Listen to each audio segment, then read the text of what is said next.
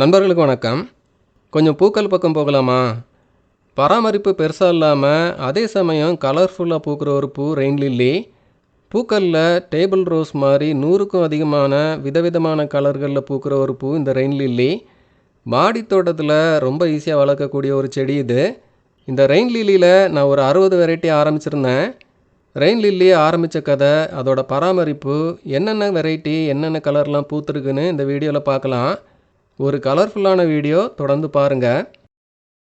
Rain lily வளர்ப்பு பற்றி ஒரு 6 வருஷத்துக்கு முந்தி 2019 சேனலில் ஒரு வீடியோ கொடுத்துருந்தேன். சின்னதாக ஒரு மண் தொட்டியில் 2-3 ரெயின் லில்லி செடிகள் ஆரம்பிச்சிருந்தேன். அப்போல்லாம் ரெயின் லில்லினாலே ஒரே ஒரு கலர் தான், இந்த பிங்க் நிறம் மட்டும்தான். ரெயின் லில்லினாலே பிங்க் நிறம் மட்டும்தாங்கிற மாதிரி தான் அப்போ இருந்துச்சு. அப்புறம் ஏதோ ஒரு பூ வளர்ப்பு பற்றி கொடுத்த வீடியோவில் சேனல் நண்பர்கள் தான் தமிழச்சி கார்டன் சேனல் பற்றி சொல்லியிருந்தாங்க. நீங்கள் அவங்கக்கிட்ட ஃப்ளவர் பல்ப் வாங்கி ஆரம்பித்து பார்க்க சொல்லியிருந்தாங்க. நானும் சோஃபியா சிஸ்டர் நம்பர் வாங்கி அவங்களுக்கு ஒரு மெசேஜ் பண்ணி அப்புறம் ஆரம்பித்தது தான் இந்த ரெயின் லில்லி வளர்ப்பு. என்னோடய மெசேஜ் பார்த்ததுமே அண்ணா நீங்களா அப்படின்னு ரொம்ப சந்தோஷமாயிட்டாங்க.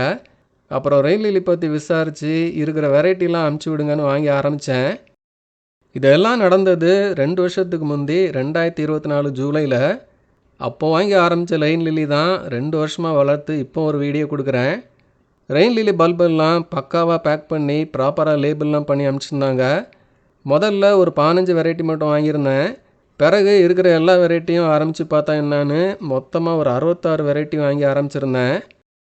60க்கு மேலே வெரைட்டிங்கிறப்போ அவ்வளோ க்ரோ பேக்ஸ் ரெடி பண்ணணும், அவ்வளோ மண்கலவை ரெடி பண்ணணும். நான் பூக்கள் ஏரியாவில் பெருசாக ஃபோக்கஸ் பண்ணுறது இல்லைங்கிறதுனால கொஞ்சம் சிம்பிளாகவே ஆரம்பிக்கலான்னு 6x6 க்ரோ பேக்கில் தான் ஆரம்பித்தேன்.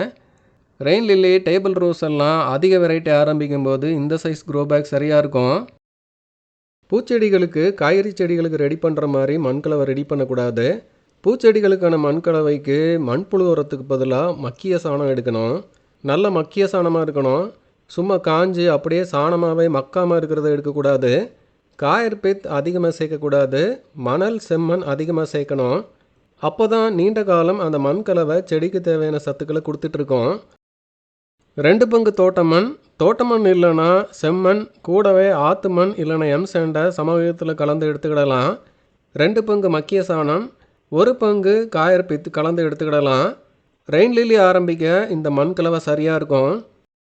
மண்புழு உரம் இருந்தால் கொஞ்சமாக கலந்துக்கிடலாம். காஞ்ச இலை சருகுகள் இருந்தாலும் கொஞ்சம் சேர்த்துக்கிடலாம். ஃப்ளவர் பல்ப்ஸ் ஆரம்பத்தில் அழுகிறாமல் இருக்க ட்ரைகோடர்மா விரிடி மாதிரி பூஞ்சைக்கொல்லி இருந்தால் கொஞ்சம் கலந்துக்கிடலாம். ரெயின் லில்லி கிழங்குகளை ஒரு 1/2 இன்ச் ஆழத்தில் விதைச்சா போதும், ரொம்ப ஆழமாக வைக்கக்கூடாது. வச்சு ஒரு வாரத்திலேயே ரெயின் லில்லி ரொம்ப ஈஸியாக முளைச்சி வர ஆரம்பிச்சிரும். ஒரு சில வெரைட்டி முளைக்கிறதுக்கு 1-2 மாதம் கூட ஆகும், கொஞ்சம் பொறுமை அவசியம். 66 வெரைட்டி ரெயின் லில்லி வாங்கியிருந்தேன். ஒன்று கூட சொதப்பலன்னு தான் சொல்லணும். எல்லாமே 1-2 வாரத்தில் பக்காவாக முளைச்சி வர ஆரம்பிச்சிது. இது எல்லாம் 2024 நடந்துச்சு. அப்புறம் ரெயின் லில்லி ஒவ்வொன்று பூக்கும். பெருசாக பராமரிப்பு இல்லாமல் கண்டுக்காமல் அப்படியே இருந்துச்சு. நான் எல்லா ரெயின் லில்லியும் அப்படியே எடுத்து மாடி தோட்டத்தில் ஒரு பக்கம் ஒரு ஓரமாக அடுக்கி வச்சுட்டேன். ஒரு 3 நாளைக்கு ஒரு தடவை தண்ணி விடுறது, களச்செடிகளை எடுத்து விடுற வேலை மட்டும்தான் கடந்த 2 வருஷமாகவே பண்ணிகிட்டு இருந்தேன்.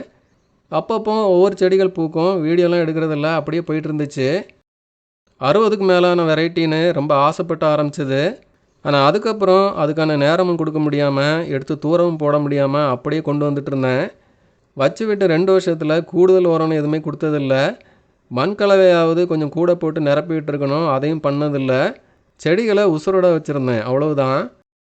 இந்த மாதம் பெஞ்ச கோடை மழைக்கு நிறைய செடிகள் பூத்திருந்தது. பூக்களை மொத்தமாக பார்த்ததும் ஒரு சந்தோஷம். அப்படியே கேமராவில் அள்ளி ஆரம்பித்ததுக்கு ஒரு வீடியோ போட்டுடலான்னா அந்த வீடியோ ரெடி பண்ணேன்.